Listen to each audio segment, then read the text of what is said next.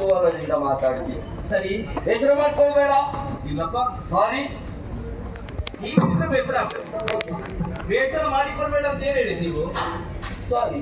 ಈಗ ಬೇಸರ ಆಯ್ತು. ಯಾಕೆ? ಯಾವ ಭಾಷೆಯಲ್ಲಿ ಮಾತಾಡಿದ್ರೆ ಅರ್ಥ ಆಗ್ತದೆ ನಮಗೆ. ಭಾಷೆ ಹೌದು, ಎಂತಾಯ್ತು? ಯಾವುದೋ ಭಾಷೆ ಇದು ಕೇಳಿದ್ರೆ ನಮ್ಮದೇ ಭಾಷೆ. ಯಾವ್ದದು? ನೋಡು, ಹಾ, ಒಂದು ಪೀಠಾಧಿಪತಿ ಹ್ಮ್, ಇನ್ನೊಂದು ಕಡೆ ಹೊರಡುವ ಹಾ, ಹೇಳ್ತೇವೆ ನಾವು, ಸವಾರಿ ಬಂತು ಅಂತ ಹೇಳ್ತೇವೆ. ಹಾ, ಹಾ, ಅಪ್ಪ, ಒಂದು ಸ್ಥಾನಾಪನ್ನ ವ್ಯಕ್ತಿ ಹ್ಮ್, ಇನ್ನೊಂದು ಕಡೆ ಪ್ರಯಾಣ ಬೆಳೆಸುವ ಹಾ, ಅವರ ಸವಾರಿ ಬರ್ತಾ ಉಂಟು ಹಾ, ಉತ್ಸವದ ರಥ ಹೋಗುವಾಗ ಹೇಳ್ತೇವೆ. ಹೇಳ್ತೇವೆ. ಹಾ, ಸ್ವಾರಿ ಎನ್ನುವುದು ಹಳೆ ಕನ್ನಡದ ಶಬ್ದ.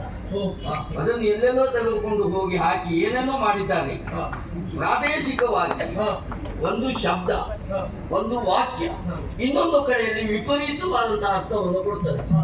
ನಿಮ್ಮಲ್ಲಿ ಊರಲ್ಲಿ ಯಾವ ಭಾಷೆ ನನಗೆ ಗೊತ್ತಿಲ್ಲ. ಅದನ್ನು ಒಂದೊಂದು ಪ್ರಾದೇಶಿಕವಾದಂತಹ ಭಾಷೆಗಳ ಭಾವಗಳು ಬೇರೆ ಇರ್ತದೆ, ಹಾಗಾಗಿ ವಿಚಾರಗಳು ಬೇರೆ ಇರ್ತದೆ. ನಿನ್ನನ್ನು ನೋಡಿ ಸವಾರಿ. ಕೆಲವರೆಲ್ಲ ಬನ್ನಿ ಅಂತ ಹೇಳ್ತಾರೆ, ಹಾ, ಏನು ಹಾ, ಈ ಕಡೆ ಸ್ವಾರಿ.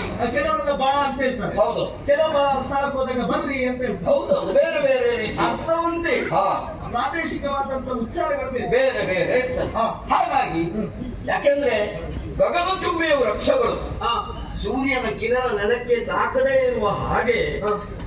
ಸ್ವಲ್ಪ ಮಟ್ಟಿನ ಕತ್ತಲು ಎನ್ನುವುದು ಆವರಿಸಿದೆ. ಸರಿ, ಇಲ್ಲಿ ಬಂದು ನೋಡಿ